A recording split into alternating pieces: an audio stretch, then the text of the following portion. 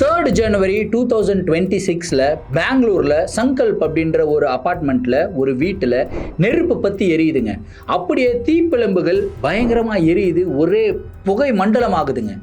அந்த இடத்துல இருந்து ஃபயர் பிரிகேடுக்கும் போலீஸுக்கும் தகவல் போகுது. ஃபயர் பிரிகேட் அந்த இடத்துக்கு வராங்க. ரொம்பவும் கஷ்டப்பட்டு அங்கே எரிஞ்சிக்கிட்டு இருக்கிற தீயை அணைக்கிறாங்க. அதுக்கப்புறம் வீட்டை உடைச்சி உள்ளே போய் பார்த்தா வீட்டோடைய பல பகுதிகளில் நெருப்பு பார்த்திங்கன்னா பற்றி எரிஞ்சு ஒரு மாதிரி கருகிட்டு இருக்கு. சரி, எந்தெந்த ஏரியா தான் எரிஞ்சிருக்கு அப்படின்னு பார்த்தீங்கன்னா, வீடு முழுக்க எரியல, ஆனால் பெட்ரூமில் எரிஞ்சிருக்கு. அதுக்கப்புறம் ஹால்வேல சோஃபா எரிஞ்சிருக்கு, ஒரு சில பொருட்கள் எரிஞ்சிருக்கு. அதுக்கப்புறம் கிச்சனுக்குள்ளே என்டர் ஆகிறாங்க. கிச்சன்லேயுமே கொஞ்சம் எரிஞ்ச பொருள்கள் எல்லாம் பார்க்குறாங்க. ஆனால் கிச்சனுடைய ஓரத்தில் ஒரு விஷயத்தை பார்க்குறாங்க. அந்த இடத்துல ஒரு பெண்ணுடைய இறந்து போன உடல் கிடக்குதுங்க. அந்த உடலுமே பாதி எரிஞ்சு போன நிலையில இருக்கு. ஸோ போலீஸ் அந்த ஃப்ளாட்டுடைய ஓனர்கிட்ட இந்த பொண்ணு யாரு அப்படின்னு உங்களுக்கு தெரியுமான்னு கேட்டிருக்காருங்க. ஸோ அந்த உடல் வாகலாம் வச்சு அந்த ஓனர் சொல்லியிருக்காரு, இது ஃப்ளாட்ல தங்கி இருக்கிற ஷர்மிளாவா இருக்கக்கூடிய வாய்ப்பு இருக்கு அப்படின்னு சொல்லியிருக்காரு. இந்த ஃப்ளாட்ல ஷர்மிளா கூட அவங்களுடைய ஃப்ளாட்மேட் ஷப்ரீனும் இருந்திருக்காங்க. பதறி போன போலீஸ் அந்த ஃப்ளாட் முழுக்க தேடுறாங்க. ஆனால் அப்போ அவங்களுக்கு தெரிய வருது, ஃப்ளாட்டில் ஷர்மிளா மட்டும்தான் இருக்காங்க, ஷப்ரீன் அந்த ஃப்ளாட்டில் இல்லை. 2 பெண்கள் ஒரு ஃப்ளாட்டில் தங்கியிருக்காங்க. அந்த 2 பெண்களில் ஒரு பெண் இறந்து போயிடுறாங்க ஃபயர் ஆக்சிடெண்ட்டில். இன்னொரு பெண்ணு எங்கே போனாங்க அப்படின்னு சொல்லி கண்டுபிடிக்கவே முடியல. ஸோ இதெல்லாம் கனெக்டிங் த டாட்ஸ் மாதிரி வச்சு பார்க்கும்போது போலீஸுக்கு இது ஒரு மிகப்பெரிய சதியாக இருக்குமோ அப்படின்னு சொல்லி தோண ஆரம்பிக்குது. மேலும் டீட்டெயில்டாக இந்த கேஸை எடுத்துகிட்டு போகணும் அப்படின்னு சொல்லி போலீஸ் ஃபாரன்சிக் டீமை வர வைக்கிறாங்க.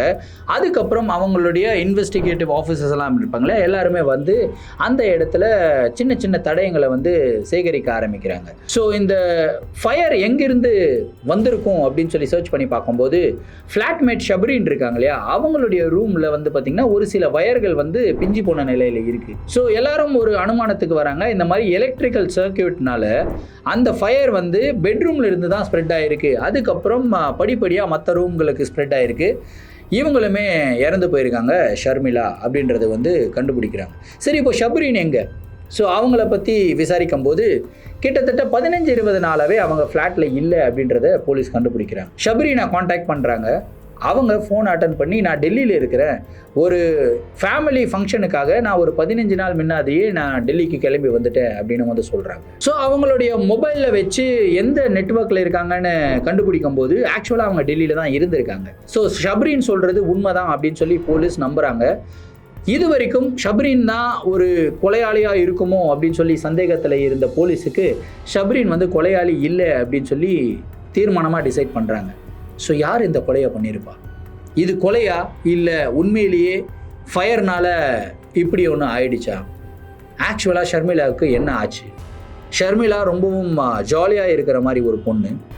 அவங்களுக்கு யாருக்கிட்டேயும் விரோதமே கிடையாது. அப்படி இருக்கும்போது இந்த மாதிரி கோரமான நிலைமை ஷர்மிளாவுக்கு ஏன் ஆகணும்? போலீஸ் இந்த கேஸை எப்படி சால்வ் பண்ணாங்க? வாங்க பார்க்கலாம். நான் உங்கள் Varadharaja and welcome to Varadharaja vibes.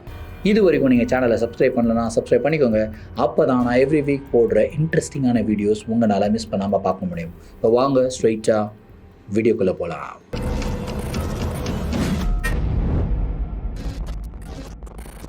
Police first என்ன ஒரு அனுமானத்துக்கு வராங்க அப்படின்னா, ஷர்மிளா பார்த்திங்கன்னா அங்கே இருக்கிற எலக்ட்ரிக்கல் சர்க்கியூட்டில் ஷார்ட் சர்க்கியூட் ஆகி அது ஃபயராக ஸ்ப்ரெட் ஆகி அந்த ஃபயர்லேருந்து மற்ற ரூமுக்கு ஃபயர் ஸ்ப்ரெட் ஆகிருக்கு. அதிலிருந்து வந்த புகையில் இவங்க சுவாசித்ததுனால இவங்க அன்கான்ஷியஸ் ஆகிருக்கலாம்.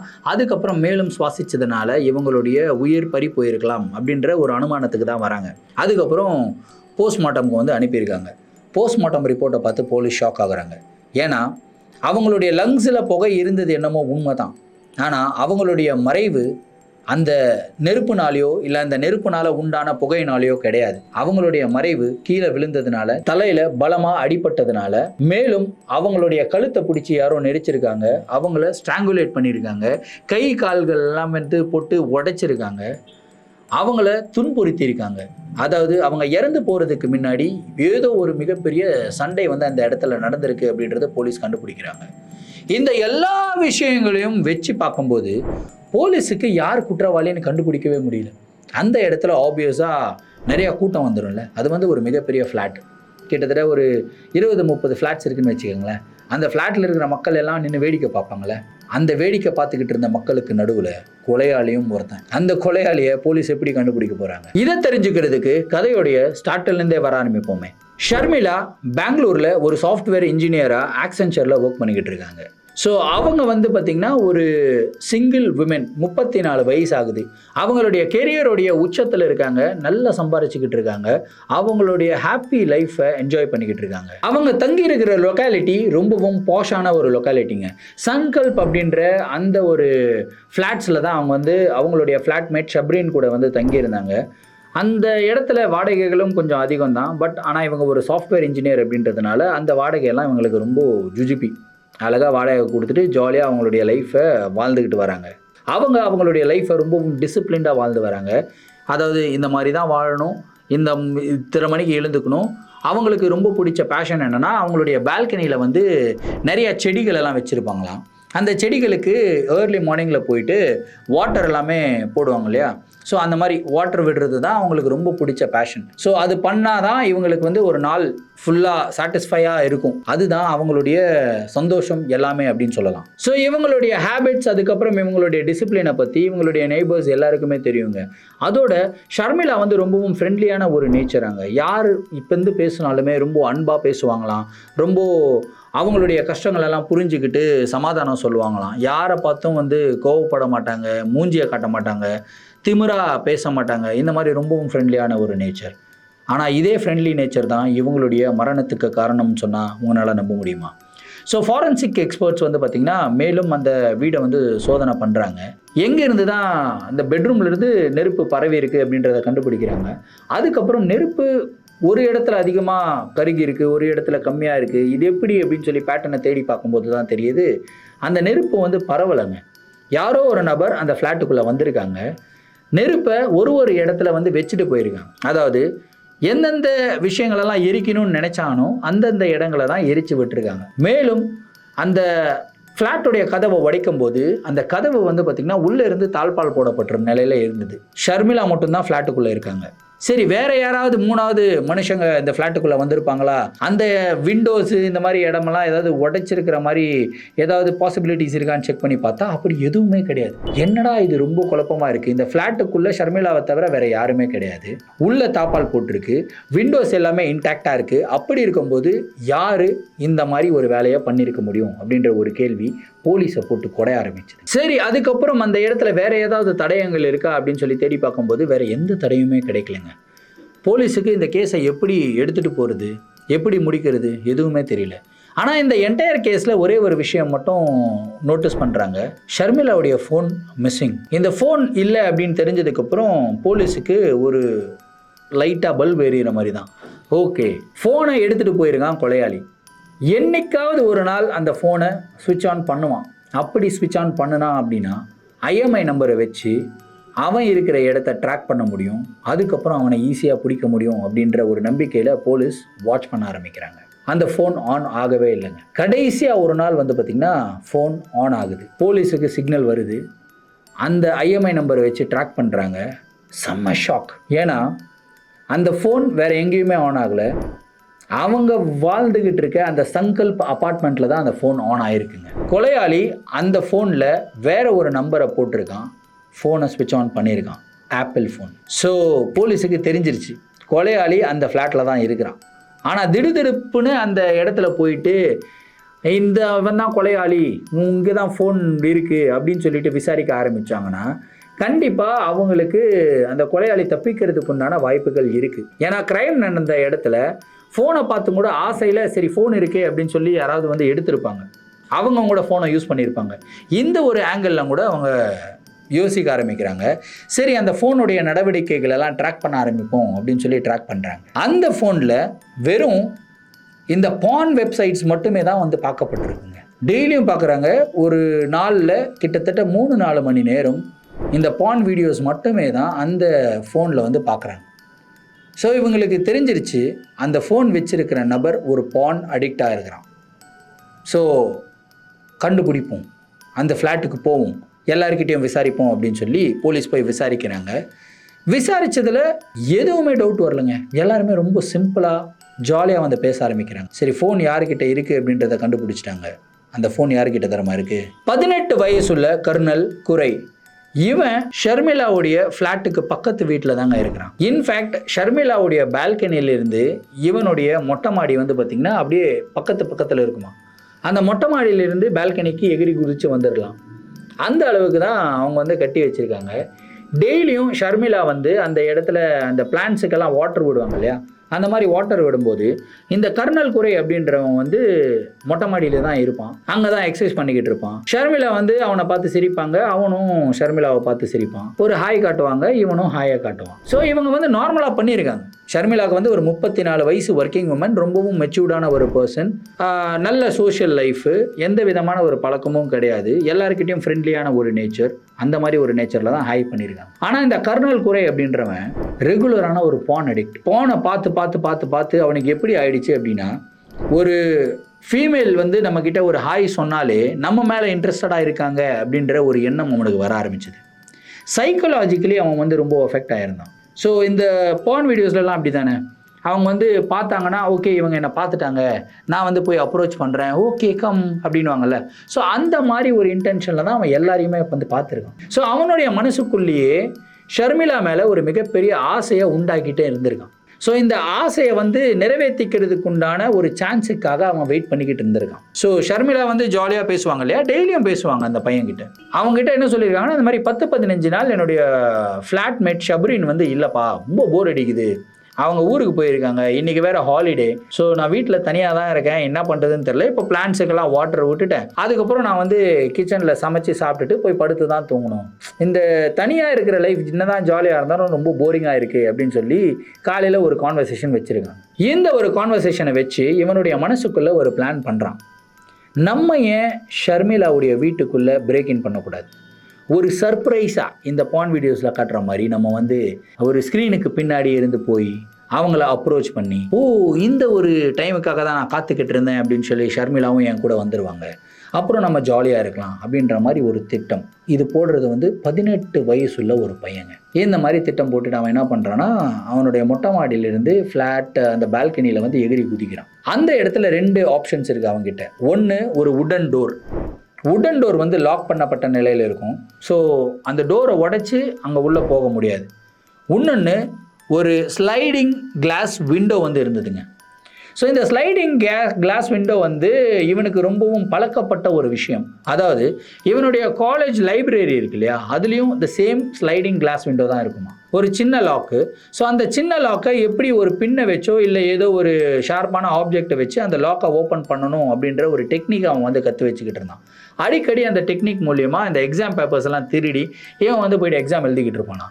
சேம் டெக்னிக்கை வச்சு அந்த லாக்கை வந்து ஓப்பன் பண்ணுறான். ஓப்பன் ஆகிடுச்சு. ஸ்லைடிங் டோரை ஓப்பன் பண்ணி வீட்டுக்குள்ளே என்டர் ஆகிடுறான். ஷர்மிளா வந்து சமையல் கட்டில் சமைச்சிக்கிட்டு இருக்காங்க. அதுக்கப்புறம் அவங்க வெளியே வராங்க. இவன் ஷப்ரினுடைய பெட்ரூம் இருக்கு இல்லையா, அங்கே வந்து ஒளிஞ்சிக்கிட்டு இருக்கான். அவங்க ஏதோ ஒரு சத்தமாக கேட்குது அப்படின்னு சொல்லிட்டு ஷப்ரினுடைய ரூமுக்குள்ளே என்டர் ஆகி சுற்றி முற்றி பார்க்குறாங்க. இவன் ஒளிஞ்சிக்கிட்டு இருக்கிறத அவங்க நோட்டீஸ் பண்ணலை. அதுக்கப்புறம் திரும்பி இருக்காங்க. பின்னாடி இருந்து ஓடி போய் ஷர்மிளாவை வந்து கட்டி பிடிச்சிருக்கான். ஸோ இவனுடைய யோசனை என்னென்னா, கட்டி பிடிச்ச உடனே அவங்க இதுக்காக தான் நான் வெயிட் பண்ணிக்கிட்டு இருந்தேன் அப்படின்னு சொல்லி திரும்பி கட்டி பிடிப்பாங்க அப்படின்னு சொல்லி நினச்சிக்கிட்டு இருந்தான். ஆனால் அவங்க ஷாக்கில் கத்த ஆரம்பிக்கிறாங்க. ஆப்வியஸாக வீட்டில் தனியாக இருக்காங்க, பின்னாடி இந்த யாராவது கட்டி பிடிச்சா எப்படி இருக்கும். கத்துன உடனே இவன் கையை எடுத்துடுறான் பாருங்க. அவங்க திரும்பி பார்க்குறாங்க. பார்த்தா இந்த 18 வயசுள்ள இந்த கர்னல் குரை அப்படின்ற பையன் செம்ம ஷாக் ஆகிட்டு ஓங்கி பலார்னு ஒரு அறை விட்டுருக்காங்க. இது வந்து அந்த பையனுக்கு ரொம்ப நியூவாக இருக்குது. இந்த மாதிரி ஒரு சினாரியோவை அவன் யோசிச்சே பார்க்கல. ஏன்னா அவன் யோசிச்சது எல்லாமே சைக்கலாஜிக்கலி இந்த மாதிரி அப்ரோச் பண்ணால் அவங்க ஒத்துப்பாங்க, அதுக்கப்புறம் நம்ம ஜாலியாக ஃபிசிக்கலாக இருக்கலாம், அப்படி தான் அவன் யோசிச்சு வச்சுருந்தான். But it's completely a new thing. அவங்க நார்மலாக இருக்காங்க. ஷர்மிளா 2 அறை விட்டுருக்காங்க. இவன் கோவத்தில் அவங்களுடைய கையை பிடிச்சி அமுக்க ஆரம்பிச்சிருக்கான். அவங்கள வந்து கொஞ்சம் ஃபோர்ஸ் பண்ண ஆரம்பிச்சிருக்கான். 2 பேரும் மாற்றி மாற்றி சண்டை. அந்த சண்டையில் ஷர்மிளாவுடைய கால் தடுக்குது. கால் தடுக்கி அவங்க கீழே விழுகிறாங்க. விழுந்த உடனே அவங்களுடைய தலைப்பகுதியில் வந்து அடிபட்டிருக்கு. தலை உடைஞ்சு ரத்தம் வந்து போக ஆரம்பிச்சு. அவங்க வந்து துடிக்கிறாங்க. இவன் என்ன பண்ணுறான், மேலே ஏறி உட்காந்து அவங்கள குத்துன்னு குத்திட்டு கழுத்தை பிடிச்சி நெரிக்க ஆரம்பிக்கிறான். ஸோ கழுத்தை நெரிச்ச உடனே அவங்களுக்கு மூச்சு விட முடியாமல் அவங்க வந்து தவிக்க ஆரம்பிக்கிறாங்க. ஷர்மிளா கையை வந்து எடுக்க முயற்சி பண்ணுறாங்க. ஆனால் இந்த பையன் வந்து ரொம்ப ஸ்ட்ராங்காக இருக்கிறதுனால கழுத்தை பிடிச்சி அமைக்கிக்கிட்டே இருக்கான். அவனுக்கு தெரியல எவ்வளோ ஃபோர்ஸ் கொடுக்குறான் அப்படின்ட்டு. அந்த ஃபோர்ஸ்லேயே என்ன ஆகிட்டு இருக்கு, ஷர்மிளாவுடைய உயிர் வந்து பிரிஞ்சிருச்சுங்க. ஷர்மிளா இந்த மாதிரி இறந்து போனதுக்கப்புறம் ஐயோ மாட்டிப்போமே அப்படின்னு சொல்லிட்டு என்ன பண்ணுறான்னா, அங்கே இருக்கிற துணியெல்லாம் வச்சு அந்த ரத்தத்தெல்லாம் துடைக்கிறான். ஷர்மிளாவை வந்து பார்த்திங்கன்னா எப்படியே தரன்னு இழுத்துட்டு போய் கிச்சனில் வந்து போட்டுடுறான்.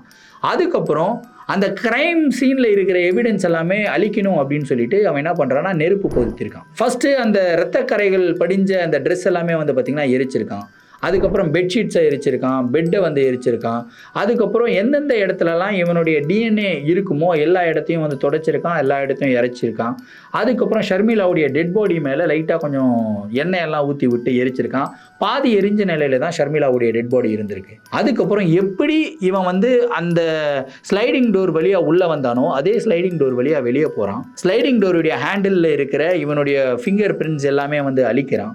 அழிச்சிட்டு அதுக்கப்புறம் அவன் பால்கனியில் எகிரி குதிச்சு நார்மலாக வெளியே போயிடுறான். அதுக்கப்புறம் வந்து எல்லாருமே கத்துறாங்களே, ஐயோ நெருப்பு பற்றிக்கிச்சு அப்படி இப்படின்னு கத்துனதுக்கப்புறம் எல்லாரும் நின்று வேடிக்கை பார்க்குறாங்க போலீஸ் இன்வெஸ்டிகேஷனை. அதே மாதிரி தான் அந்த இன்வெஸ்டிகேஷனை வேடிக்கை பார்க்கறதுக்காக இவன் வந்து அந்த இடத்துல நின்று இருக்காங்க. ஸோ இந்த எல்லா விஷயத்துலையும் ஒரே ஒரு விஷயம் தான் கனெக்ட் ஆகிருக்கு. இந்த கொலையாளி மாற்றுறதுக்கு உண்டான ஒரு விஷயம், ஒரு எவிடன்ஸ் என்னென்னா ஷர்மிளாவுடைய அந்த ஃபோன் வந்து இவன் ரொம்ப பேசிக்கான ஒரு ஃபோன் வச்சு தான் யூஸ் பண்ணிக்கிட்டு இருந்திருக்கான்.